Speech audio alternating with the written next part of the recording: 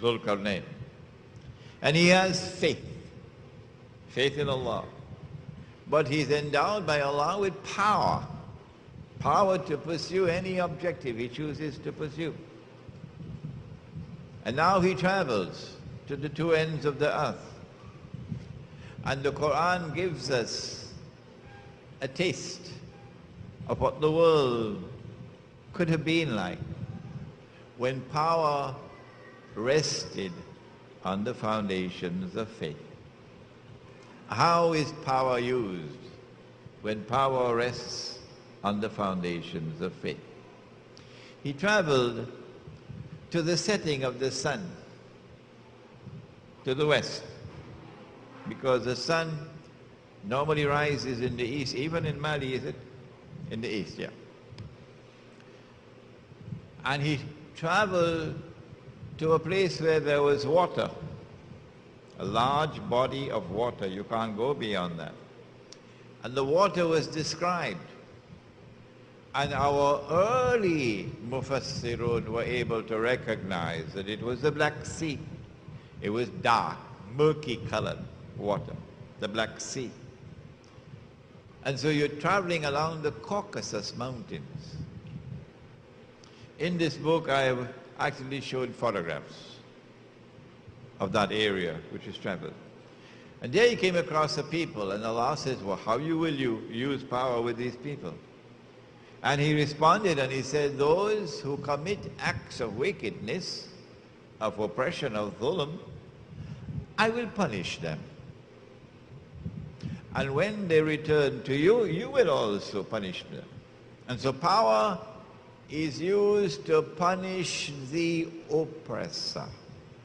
Did you hear that?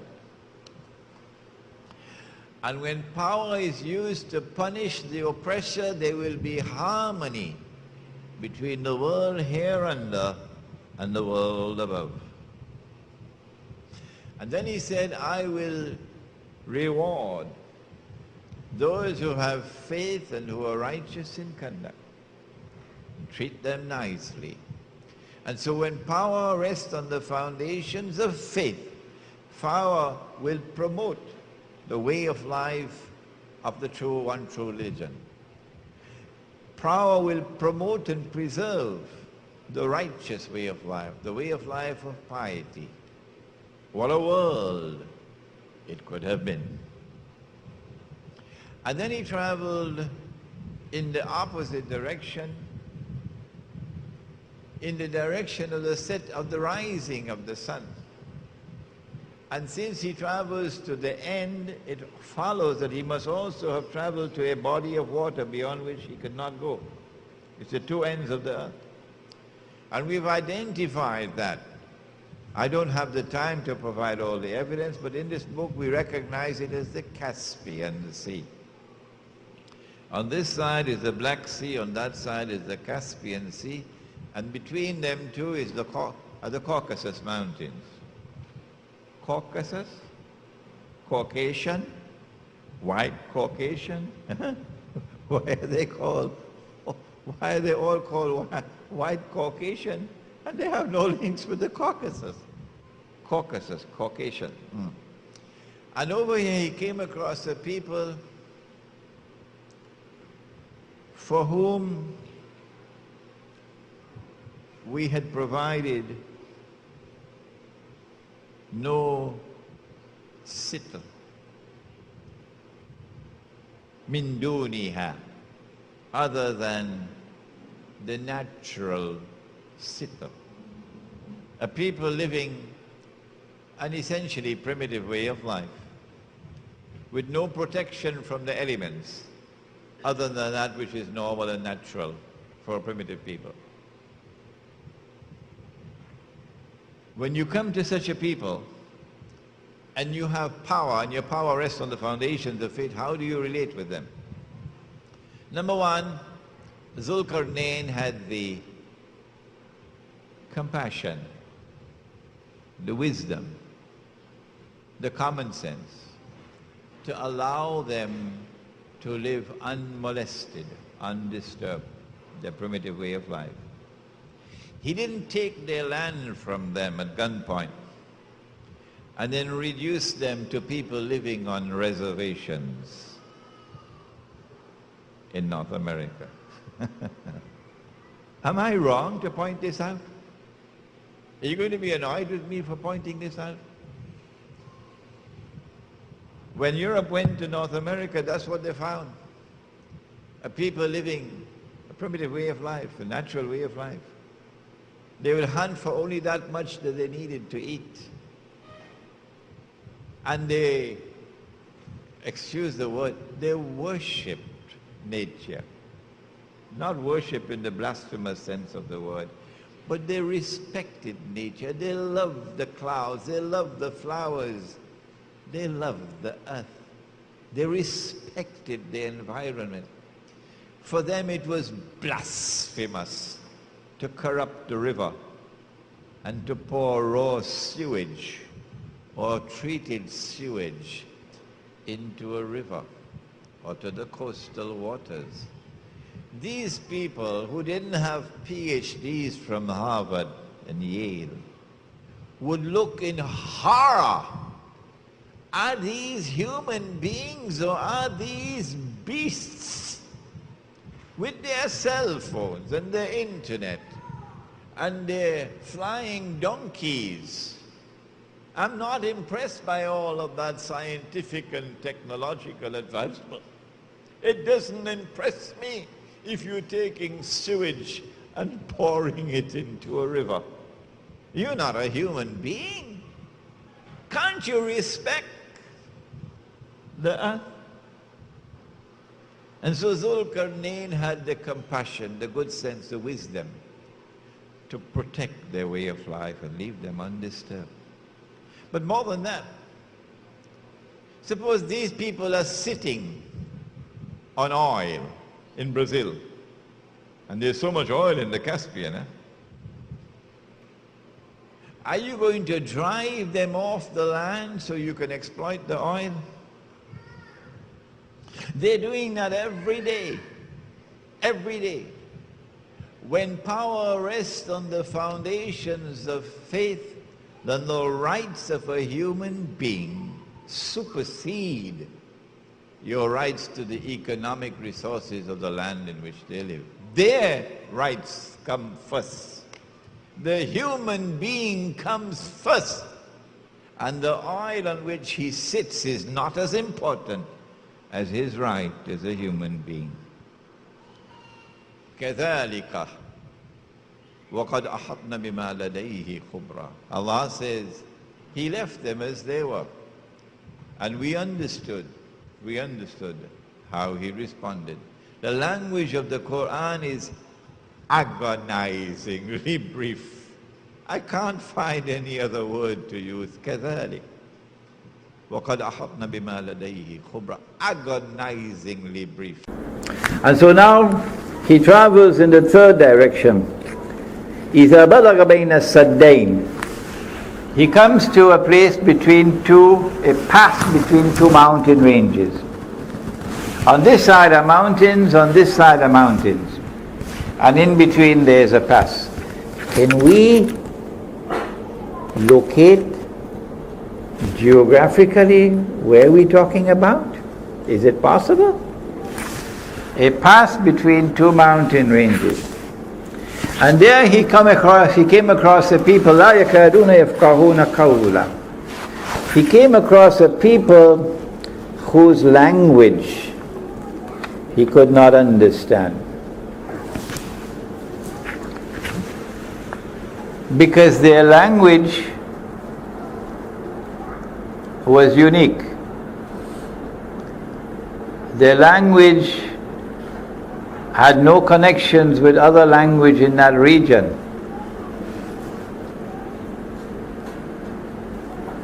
It was a language which was not connected with all the other languages in that region. It was a unique language. We're getting clues along the way, important clues for locating. When they had learned to communicate with each other, then these people spoke to Zulkarnain and said to him, Ya Zulkarnain, O Zulkarnain, inna Yajuj wa Majuj mufsiduna fil ard. Gog and Magog are committing acts of fasad in our territory. There are many sins that we can commit, but only some of them are called crimes. A sin you punished up there, but a crime you punish here as well. And amongst the crimes, amongst the criminal acts that we can commit, there are gradations of punishment. Like if you steal, cut off your hand.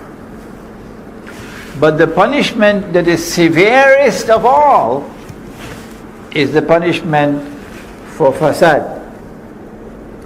It is not only that which corrupts but also destroys. So societies can collapse.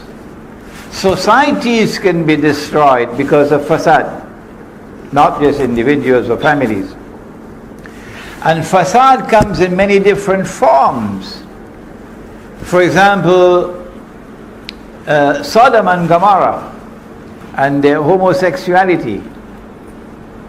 That's fasad. The corruption of agriculture. That's fasad.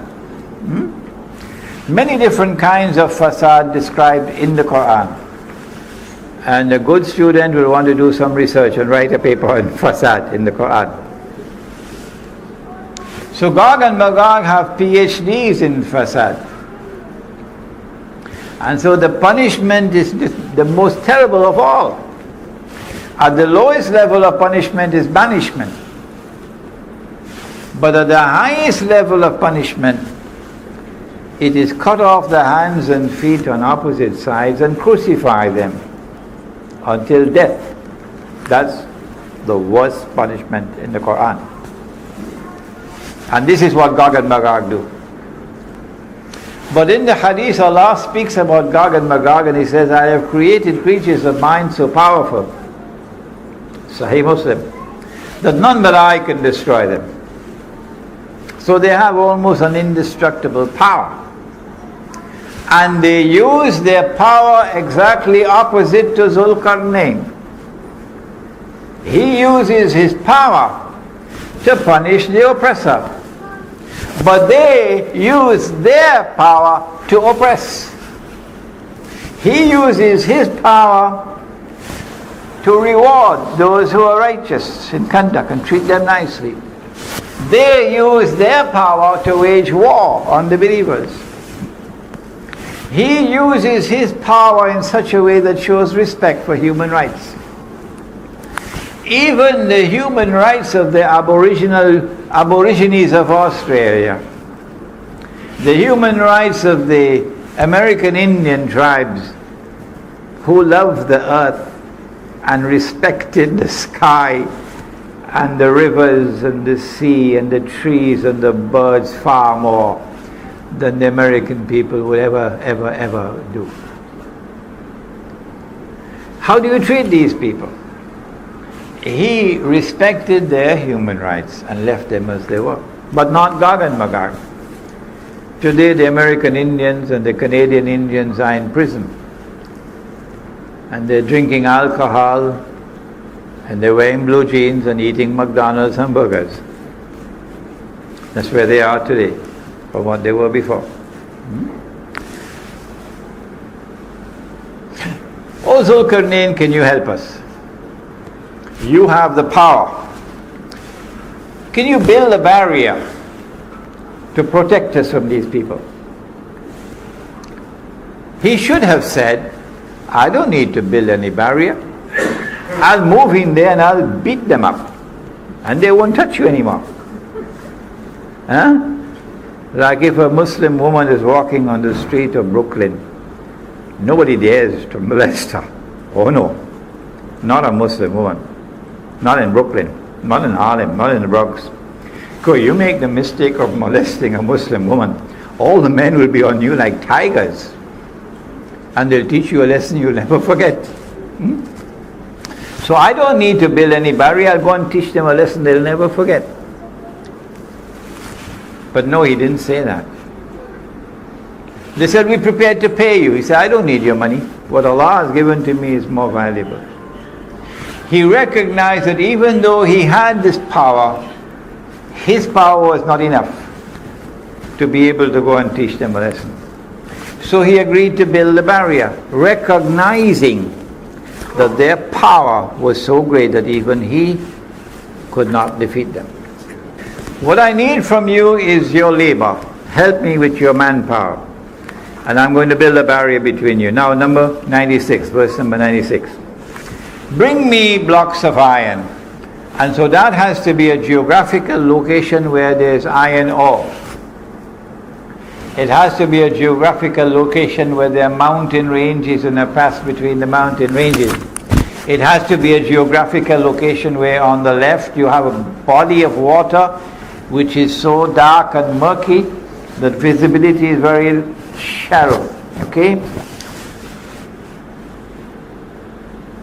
And it has to be an area where there are large deposits of iron ore. Bring me blocks of iron. And after he had covered the pass with blocks of iron, he said, build a furnace, blow with your bellows, and now bring me molten copper. So he poured the molten copper, and the engineers, we have an engineer here, tells me that this is to prevent rust. And after he had built the barrier and covered it, the Quran speaks, it changes from the word saddain to use another word, sadafain. In verse number 95, Atuni zubar al-hadid hatta iza sawa bayna sadafain. Previously the word used was saddain, but now the word used is sadafain.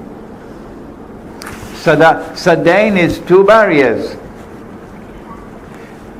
two mountain ranges, but sadafain is something else. It is like the two sides of a shell. We're going to have some pictures of this now. The two sides of a shell. You've been to the seashore. When you open a shell like this, it will join at the bottom, but open at the top. That's the shape of the pass between the mountains. Join at the bottom, open at the top. So when he had blocked off this space, this sadafain, now the molten copper is put on it, and then he says, هذا رحمة من ربي. Gog and Magog could neither scale the barrier nor could they penetrate it, so they are now trapped behind the barrier. And so Zulkarnain now says, هذا رحمة من ربي. This barrier is constructed in consequence of Allah's kindness and grace. فَإِذَا جَاءَ وَعْدُ رَبِّي. But when that time comes of which my word has warned, إِذَا فُتِحَتْ, they will not return to reclaim the town as their own until إِذَا فُتِحَتْ, until Gog and Magog are released. When that time comes for Gog and Magog to be released, so that Banu Israel are to be brought back to the Holy Land, جِئْنَا بِكُمْ لَفِيفًا, brought back as a motley crowd. At that time, جَعَلَهُ دَكَّا, Allah is going to bring down this barrier and it become dust. Would Alexander, the Greek general who worshipped Zeus and Mars and Venus was a goddess, instead of Allah, would he speak like this? And yet you have so many people saying Zulkarnain was Alexander. Or Zulkarnain was some Zoroastrian who was an emperor of Persia? Zulkarnain has to be someone who worships Allah, the one God. When that time comes of which my Lord has warned, He's going to cause this barrier to collapse, to become ruins.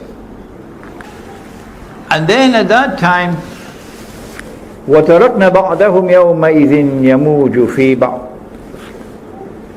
Allah will then cause Gog and Magog, it seems, to surge against each other like waves crashing against each other. Or Allah will cause mankind to enter into an age of universal anarchy, with people surging against each other, clashing with each other all over the earth. وَتَرَكْنَا بَعْدَهُمْ يَوْمَئِذٍ يَمُوجُ فِي بَعْضٍ. And when you see these things happening on the face of the earth, you know the trumpet is coming. وَنُفِخَ فِي الصُّورِ فَجَمَعْنَاهُمْ جَمْعًا وَعَرَضْنَا جَهَنَّمَ يَوْمَئِذٍ لِلْكَافِرِينَ عَرْضًا. And on that day we shall place hell for all to see. In other words, this world is going to become a living hell before the eyes of those who deny the truth. الذين كانت أعينهم في غطاء عن ذكري وكانوا لا يستطيعون السمع. They are those whose eyes have been veiled against any remembrance of Allah. They could not bear to listen to the voice of truth. And then finally, this verse has to be included in the passage. أَفَحَسِبَ الَّذِينَ كَفَرُوا أَن يَتَّخِذُوا عِبَادِي مِن دُونِي أَوْلِيَاءَ إِنَّا أَعْتَدْنَا جَهَنَّمَ لِلْكَافِرِينَ نُزُلًا. Do they who reject the truth, do they perchance believe that they would succeed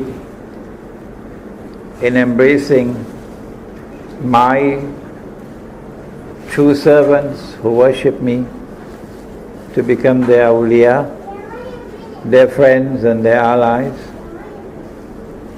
while excluding me? And thus to trap them in the world which will become a living hell. Verily we have readied hell, Jahannam, to welcome all those who deny the truth. This is the passage of the Quran that introduces the subject of Gog and Magog. Now let's turn to the pictures and see whether we can locate. This is the Caucasus Mountains here, the white being the snow. And on the left side there is a body of water which is so dark and so murky, with so much algae in it, that it has been given a name. And that name has been there with it for many, many, many years. Even the time of Ibn Kathir. It's called the Black Sea. It's called the Black Sea. Why? Because it is so dark. If you go to the Mediterranean Sea and you're on a ship, you could see several meters underneath the water. But if you go to the Black Sea, you'd hardly be able to see more than 1 meter underneath the water. Ibn Kathir recognizes this to be the sea mentioned in the Quran as Hamiyah.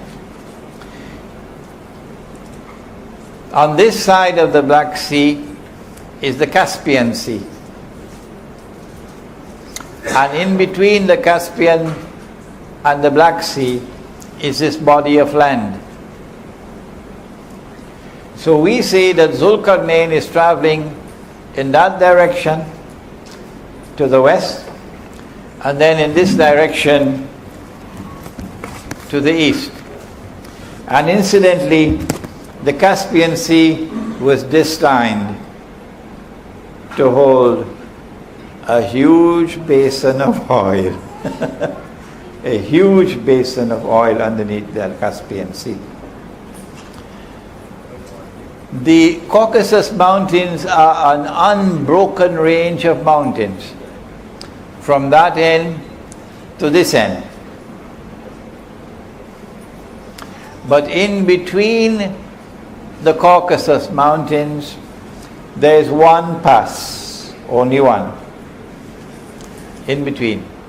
It's called the Diarrheal Gorge. Let's see if we have photographs of that. Here we are, the Caspian Sea, you can see it here. The Black Sea out there, that's Turkey. This is Syria, this is Iraq, this is Iran. And further south is the Holy Land. Next.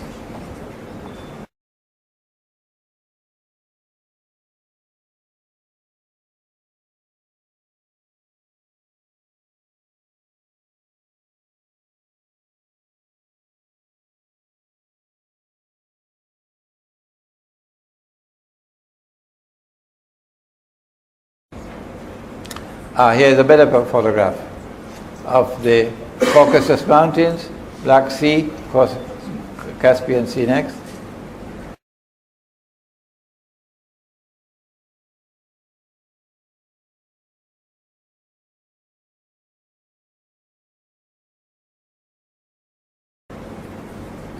The Black Sea. You can see how black it is. And I have this photograph in my book, Gog Magog.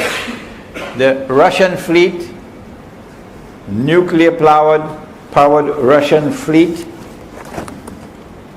is over here. Over here. So, when Gog and Magog are released, says the Hadith, the first of them will pass by the Sea of Galilee. That's where the Sea of Galilee is, north of Jerusalem.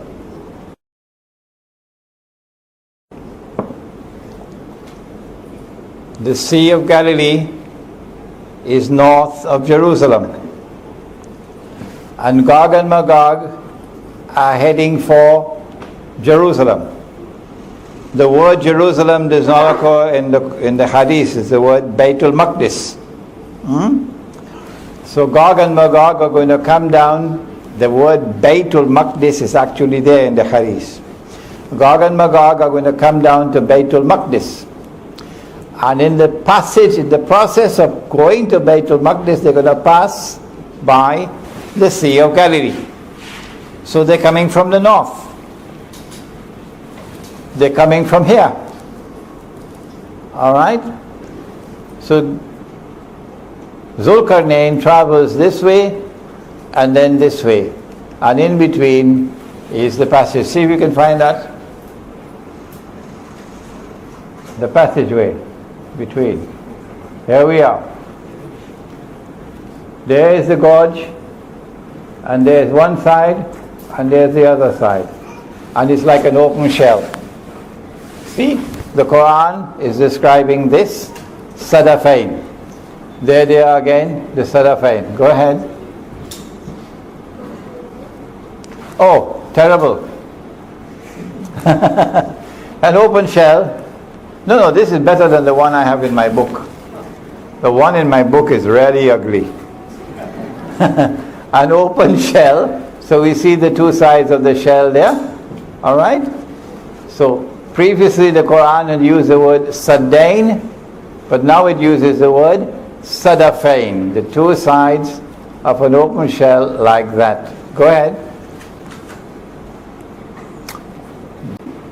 So we have, I believe, established for you the geographical location of Gog and Magog.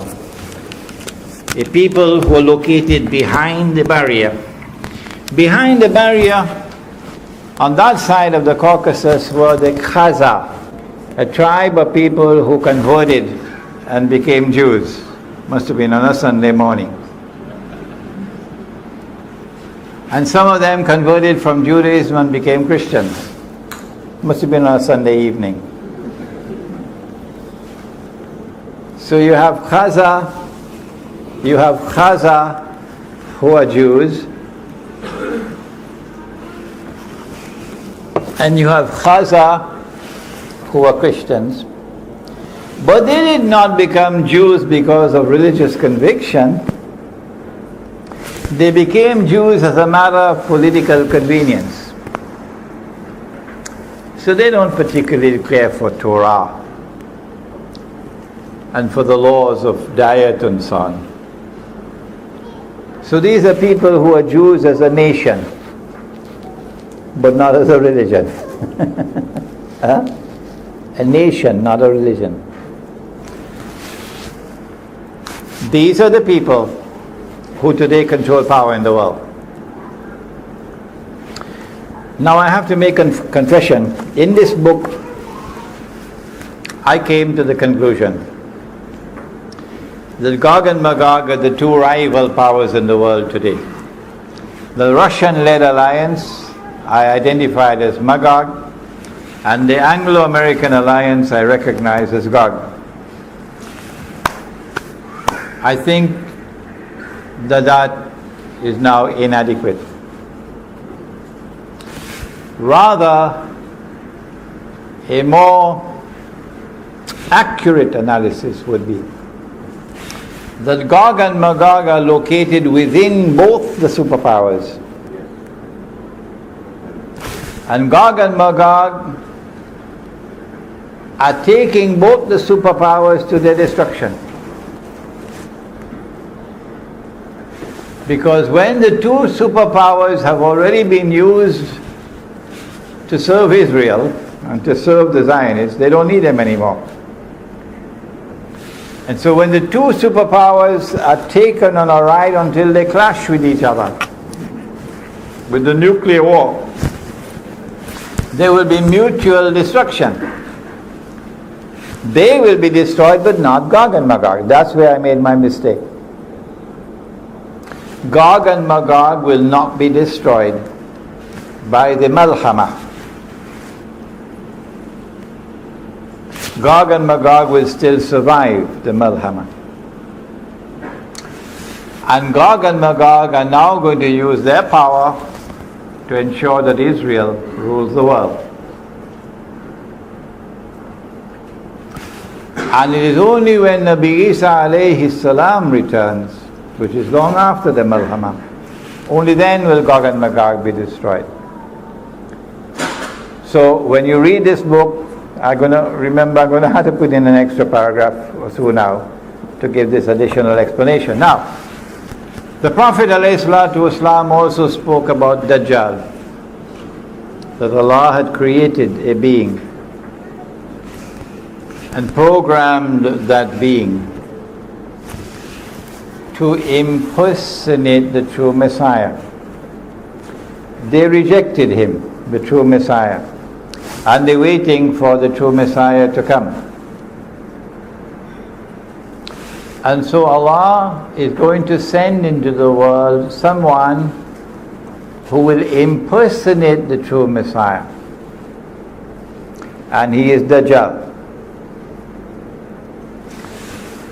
He will appear as a human being. He will appear as a Jew, as a young man who will be powerfully built, and I used to say who would have curly hair. Until an Egyptian came, he explained to me, he says, no, Sheikh, the Orthodox Jews have to wear curls at their side here. And that is what the Prophet is speaking about. And you see them in Brooklyn with the curls at the side, okay? So he would be a human being. He would appear rather as a human being. As a young man, powerfully built, a Jew with curls. And he's going to stand up in Jerusalem. I don't say he's going to appear in Jerusalem. He could appear somewhere else, but he will stand up in Jerusalem and declare, I am the Messiah. And all those who had eyes and couldn't see would recognize him as the Messiah. He would have deceived them. His name is Dajjal because he deceives. He has a PhD in deception. In order for him to successfully impersonate the Messiah, he's got to rule the world. He's got to establish his power as the supreme power in the world. When he has done that, he has to rule the world from the Holy Land. Only then he can declare, I am the Messiah. A convenient earthquake will have to take place, which will bring down Masjid al-Aqsa, and they have the power to do convenient earthquakes. And then he has to rebuild the temple. And then he declares, I am the Messiah, and they'll accept him as the Messiah. But he would not be the Messiah, he would be Dajjal. In this book, I have explained, and this is not a hadith, it's a logical deduction. In order for him to successfully impersonate the Messiah, number one, he'll have to liberate the Holy Land, which is under control of Muslims. Liberate it for the Jews, that is. He's already done that. He's already done that. Number two, he'll have to bring the Jews back to the Holy Land to reclaim it as their own. He's already done that. Number three, he'll have to restore a state of Israel in the Holy Land and get them to believe that this is Holy Israel when it's an impostor. He's already done that. Number four, he'll have to cause that Israel to become the ruling state in the world. Israel may already be ruling the world today, but it's doing it from behind the hijab. But in order for Israel to be recognized as the ruling state, the hijab has to be moved. Israel cannot rule the world while the United States is the ruling power. In this book, I have analyzed a hadith that when Dajjal is released, he live on earth for 40 days, a day like a year, a day like a month, a day like a week, etc. And I have come to the conclusion that in a day like a year, which was stage one, he caused Britain to become the ruling state in the world.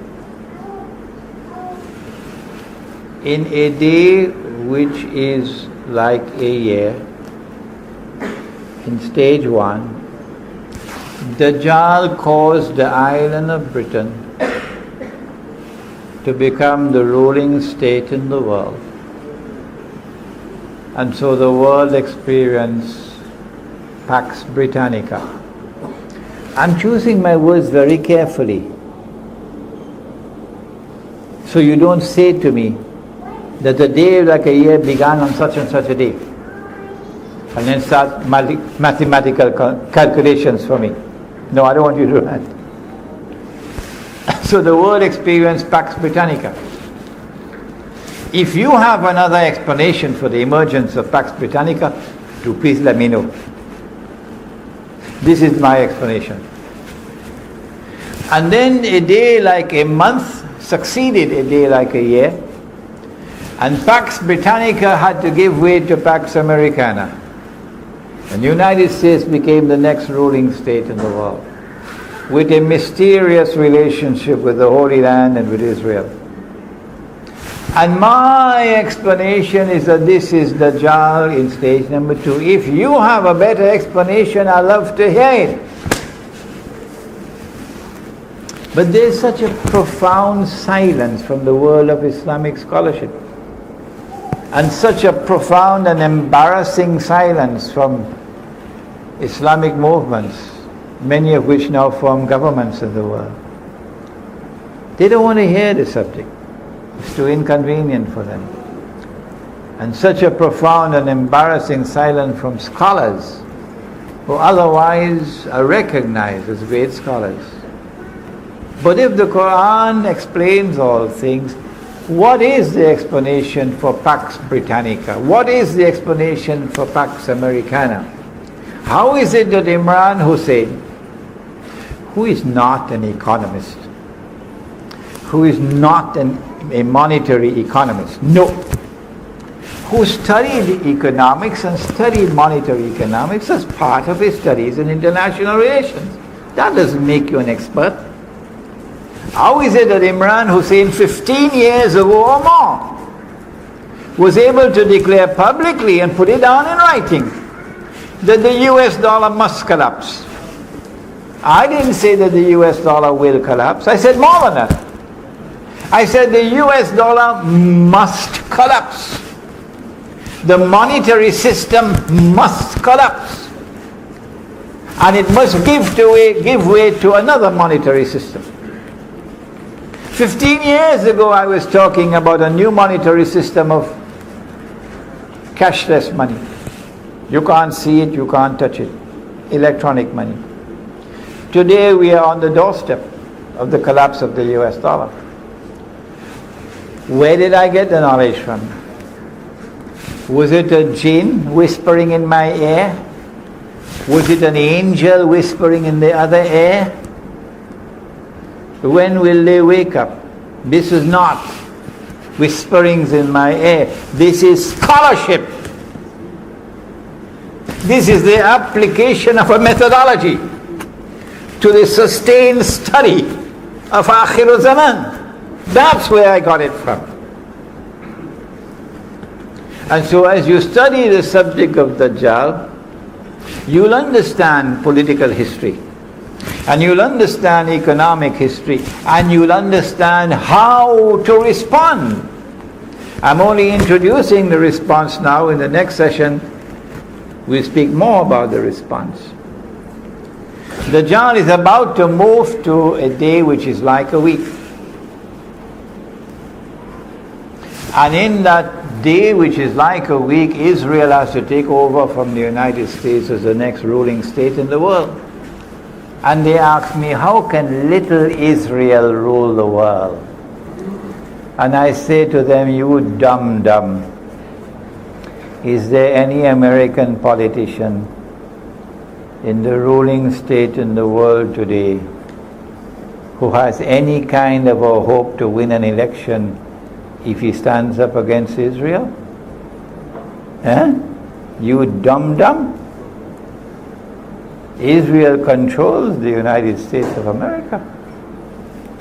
And the President of Israel, or the Prime Minister, Ariel Sharon, he said that. We control the United States.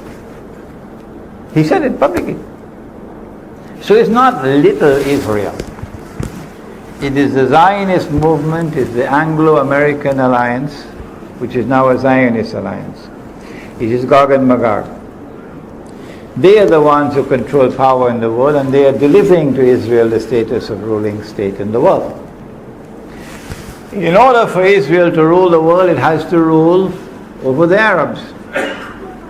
And so you had the first Arab Spring 100 years ago. You've got to study history.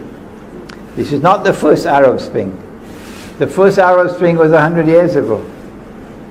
And that first Arab Spring eased out the Ottoman Empire and brought into being client states that were overtly client states. Saudi Arabia, who will now control the heartland of Islam on behalf of the Zionists. It brought into being governments and rulers who now acted on behalf of the Zionists. The second Arab Spring is doing the same thing. The biggest obstacle in the way is Syria. And the most important plum in the whole basket is Syria. Is Syria.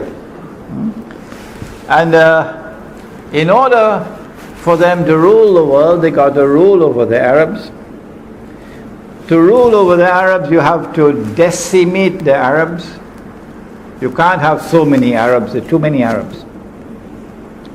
And so, وَيْلٌ لِلْعَرَبِ مِنْ شَرٍ قَدْ اقْتَرَبَ, said Nabi Muhammad alayhi salatu wasalam. Woe unto the Arabs, because of a great evil which is going to come upon them. It's close. Gog and Magog.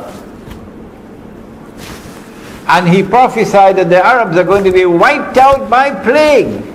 So biological warfare. The Arab Spring is meant to lead to the Arab slaughter. So you have a manageable Arab population in the world.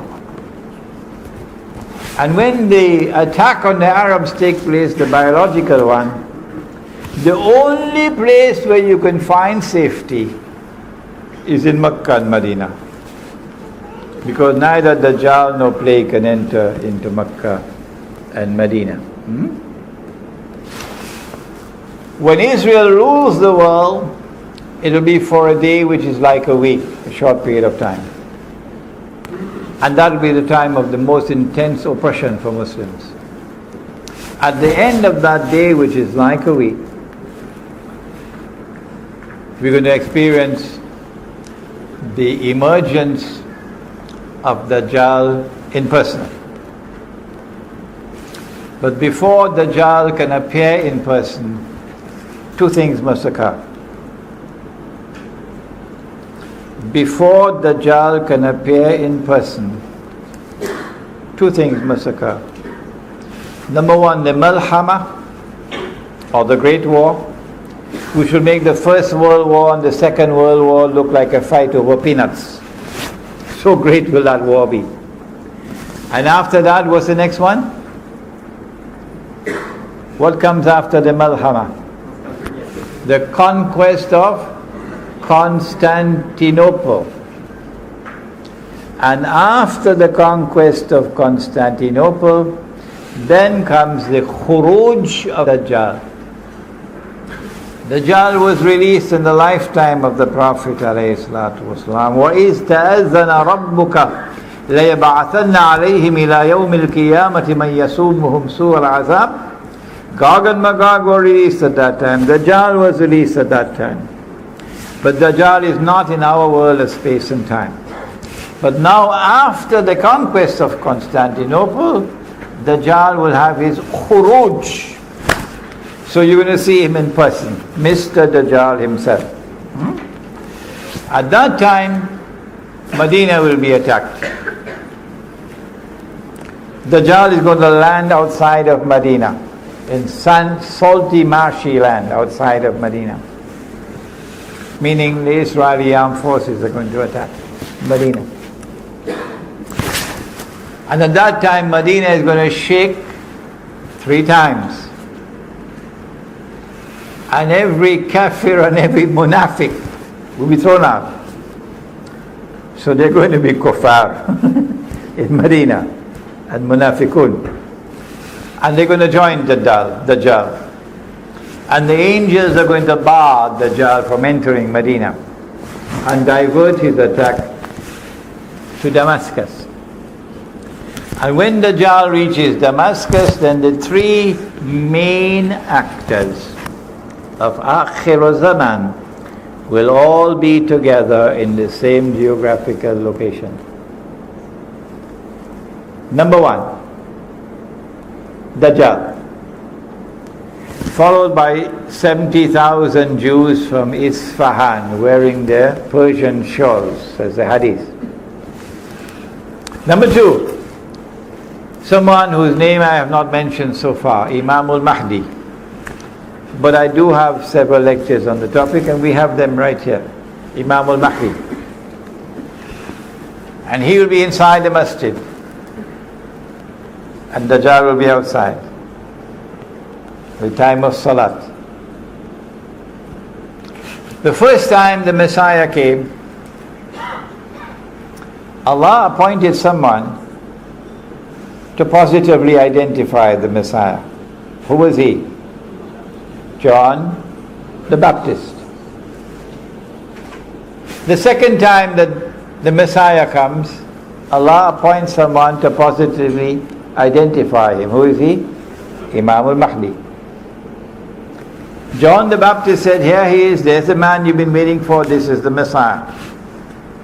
Pointing to his cousin, Nabi Isa alayhi salam. Imam al-Mahdi is about to lead the Salat when Dajjal Nabi Isa alayhi salam comes down. Comes down from the sky with his hands resting on the wings of 2 angels. And as he comes down in the masjid, the Imam will say, this is the son of Mary. This is Nabi Isa alayhi salam. History repeats itself, positive identification. And then the Imam will invite him to lead the Salah. And say, no, you've been appointed by the Jama'ah, you lead the Salat. And he will pray with us in accordance with the Sharia, which came to Nabi Muhammad alayhi salatu wasalam. It is after the Salat is over that he say, open the gates, because the masjid is barricaded. And Dajjal is outside. And Imam al-Mahdi is inside. And Nabi Isa alayhi salam is inside. The three main actors of Akhiruzaman in one place. Damascus. So the story of Damascus is not going to end with some foreign armed and foreign finance people overtaking the country on behalf of the Zionists. The story of Damascus will end only on that day.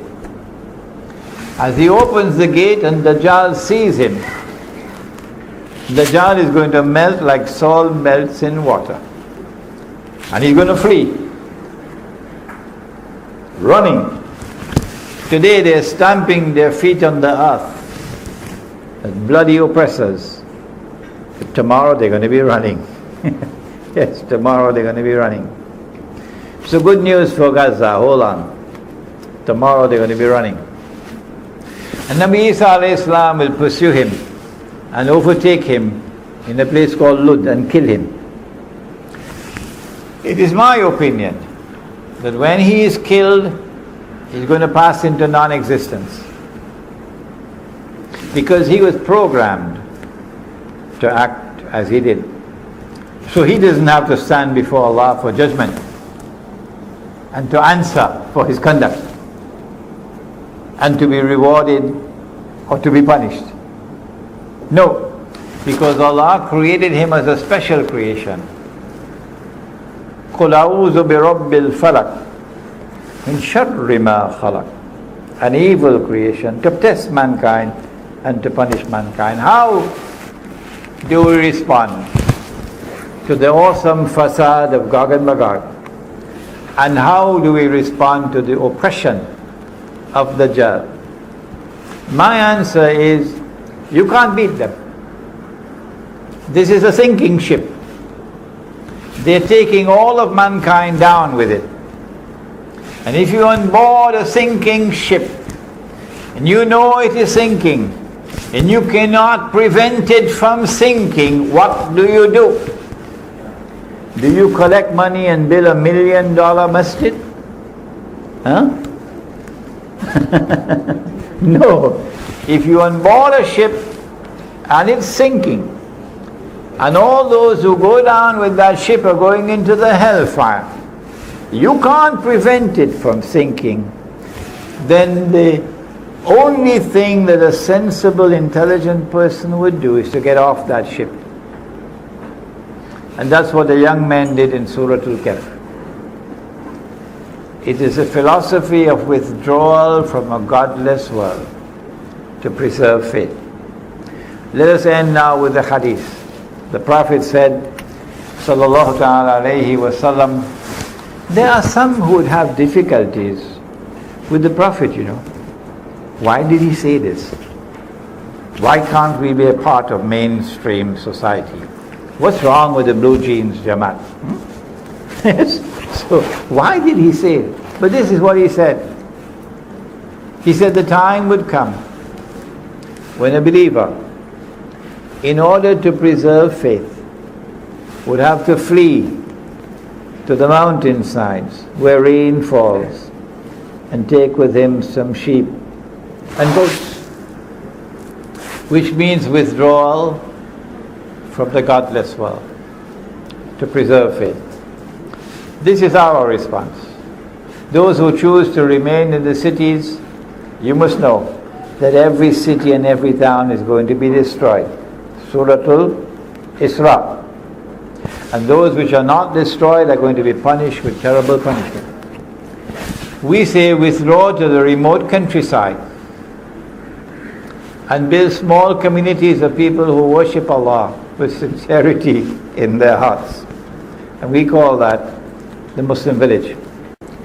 The Muslim village will unite our people. So no sectarianism. No.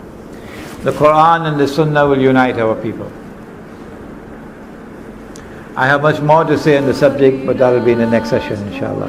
ربنا تقبل منا إنك أنت السميع العليم وتب علينا يا مولانا إنك أنت التواب الرحيم برحمتك يا رحمن على نار الجحيم الله فهب لي توبة واغفر ذنوبي فإنك غافر الذنب العظيم إلهي لست للفردوس أهلا ولا أقوى على نار الجحيم الله فهب لي توبة واغفر ذنوبي فإنك غافر الذنب العظيم